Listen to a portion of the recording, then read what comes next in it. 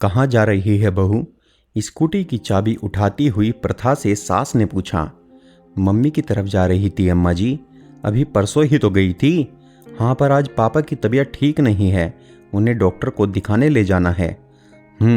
ये तो रोज का हो गया है। एक फ़ोन आया और ये चल दी। बहाना चाहिए पीहर जाने का।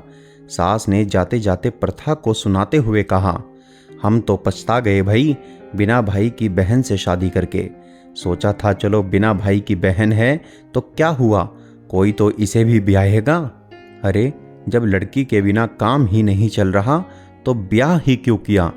ये सुनकर प्रथा के तन बदन में आग लग गई। दरवाजे से ही लौट आई और बोली, ये सब तो आप लोगों को पहले से ही पता था ना।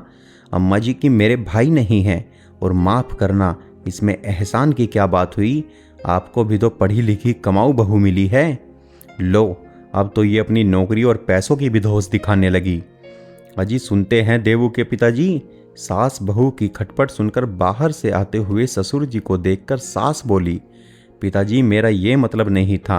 अम्मा जी ने बात ही ऐसी की कि मेरे भी मुंह से निकल गया, प्रथा ने स्पष्ट किया। ससुर जी ने कुछ नहीं कहा और अखबार पढ़ने लगे।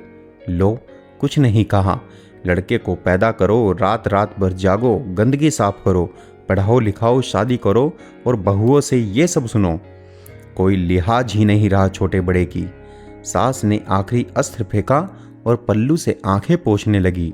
बात बढ़ती देख देवाशीष बाहर आ गया। ये सब क्या हो रहा है अम्मा? अपनी चहेती से ही पूछ लो। तुम अंदर चलो, लगभग खींचते हुए वह प्रथा को कमरे में ले गया। ये सब क्या है प्रथा? अब ये रोज की बात हो गई है। मैंने क्या किया है? बात अम्मा जी ने ही शुरू की है।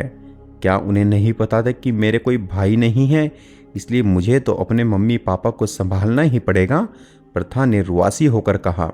वो सब तो ठीक है, पर वो मेरी माँ है। बड़ी मुश्किल से पाला है उन्होंने मुझे। माता पिता का कर्ज उनकी सेवा से ही उतारा जा सकता है। सेवा न सही, तुम उनसे जरा अदब से बात किया करो। अच्छा, बाहर हुई सारी बातचीत में तुम्हें मेरी बेअदबी कहाँ नजर आई? तुम्हें ये नौकरी वाली बात कहनी नहीं चाहिए थी। हो सकता है मेरे बात करने का तरीका गलत हो, पर बात सही है देव, और माफ़ करना, ये सब त्याग उन्होंने तुम्हारे लिए किया है, मेरे लिए नहीं।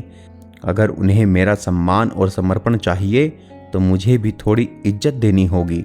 स्कूटी की चाबी और पर्स उठाते हुए प्रथा बोली। अब कहाँ जा रही हो? कमरे से बाहर जाती हुई प्रथा से देवाशीष ने पूछा। जिन्होंने मेरी गंदगी धोई है, मेरे लिए रात रात भर जागे हैं, मुझे नौकरी लायक बनाया है, उनका कर्ज उतारने, प्रथा ने गर्व से ऊंची आवाज में कहा और स्कूटी स्टार्ट कर चल दी।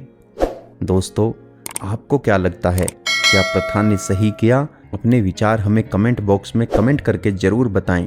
कहानी पसंद आई हो तो कहानी को लाइक व शेयर करना ना भूलें। धन्यवाद।